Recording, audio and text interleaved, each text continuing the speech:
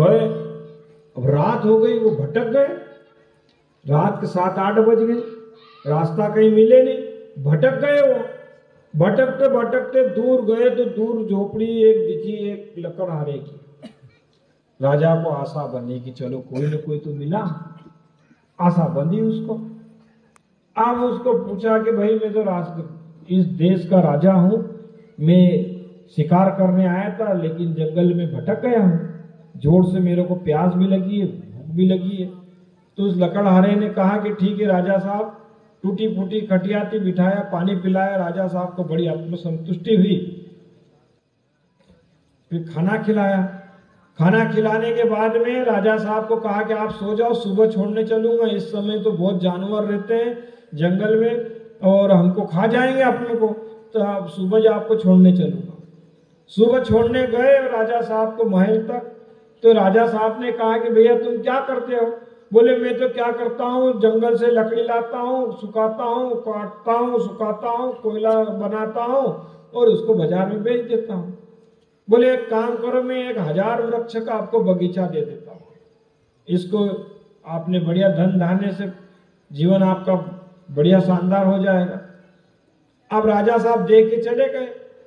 बहुत दिन बाद फिर वो लकड़हारे का तो ऐसा ही था कि वो जंगल वो बगीचा पास में दे दिया तो लकड़ी काटता, उसको सुखाता, कोयला बनाता और जंगल में वो बाजार में बेच देता।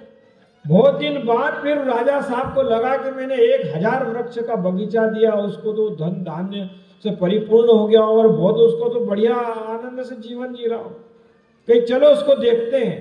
देखने गए तो वो वही की वही हालत उसकी, पूरा बागवान काट दिया, केवल एक पौधा उसका बचा था। राजा साहब ने कहा क्यों भाई, तूने 1000 झाड़ अच्छे तेरे को बढ़िया उनका बगीचा दिया था और तूने क्या करा? बोले मैं तो वही करता हूँ कि लकड़ी काटता हूँ, सुखाता हूँ, कोयला बनाता हूँ और बाजार में बेच देता हूँ। बोले एक झाड़ ये बचा है, मैं यहीं बैठता हूँ, इसकी एक लट्ठी काट ले और तू ले जा बाजार में। अब लट्ठी काट के गया वो बाजार में, छोटी सी डगाड़ काटी, गया बाजार में। गया तो वो तो भयंकर उसकी खुशबू चले, क्योंकि वो साधारण झाड़ का थोड़ी था, वो तो चंदन था। खूब खुशबू चले तो लोगों ने कहा कि भैया 500 में दे रहे हो? वो खूब जोर जोर से रोने लगा लकड़हारा। तो सामने वाले को लगा कि अपन ने यार कीमत कम आकी यार इसकी, तो अरे 1000 में दे दे। भयंकर और जोर जोर से रोने लगा। उसको लगा कि क्यों रे, मैंने इतना 1000 वृक्ष का बगीचा काट के, सुखा के, कोयला बना के बर्बाद कर दिया, मैं आज करोड़पति अरबपति हो जाता, मैंने क्या करा ये? तो सामने वाले ने कहा भाई तू 2000 रुपए ले लेना, पर तू रोए मत। तो बोले मैं इसलिए नहीं रो रहा हूं, मैंने अमृत और बिल्कुल बहुत शानदार सोने को कथील बनाकर बेच दिया। दौड़ते दौड़ते वो लट्ठी को लेकर राजा साहब के पास गया, खूब फूट फूट कर रोने लगा। तो राजा साहब ने कहा कि तुम चिंता मत करो, एक पौधा भी तुम्हारे जीवन को तार देगा, अभी एक पौधा बचा हुआ है, तुम चिंता मत करो, अभी भी अवसर है, अभी भी तुम इससे बहुत कुछ कमा सकते हो। ऐसे ही अपने जीवन में भी अभी भी अवसर है, बहुत कुछ कर सकते हैं, अभी भी कोई भी दिक्कत नहीं है, अभी भी कुछ नहीं बिगड़ा है। जब जागो जब सवेरा।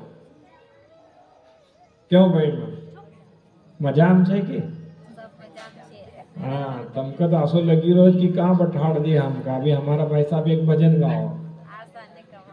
हाँ नहीं, मैं इसलिए बीच बीच में चेक कर लेता हूँ, हर जगह उदाहरण देता हूँ। कौन सा उदाहरण देता हूँ?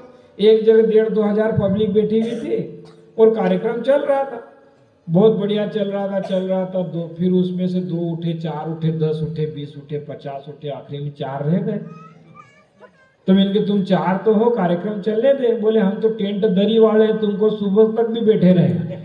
तो जब से मैं कम बोलने में विश्वास करता हूँ, ज्यादा बोलने में भरोसा नहीं करता हूँ, क्योंकि आदमी को किस भाव से बैठा है, कैसा बैठा है, कौन मजबूरी में बैठा है, इसलिए चेक करते रहते चेहरे से कि कितनी बार गले उतर रही है, नहीं उतर रही है। नहीं तम कहो तो निमाड़ी में भी अपन चलने दे, वहाँ दिक्कत नहीं है, क्योंकि आदमी के पास पहले ही अपना इतना ज्ञान नहीं संभाला। महाराज जी का ज्ञान और कहाँ संभाले अपन, तो इसलिए मैं सरल भाषा में पहले कहने का समझाने का प्रयास करता हूँ।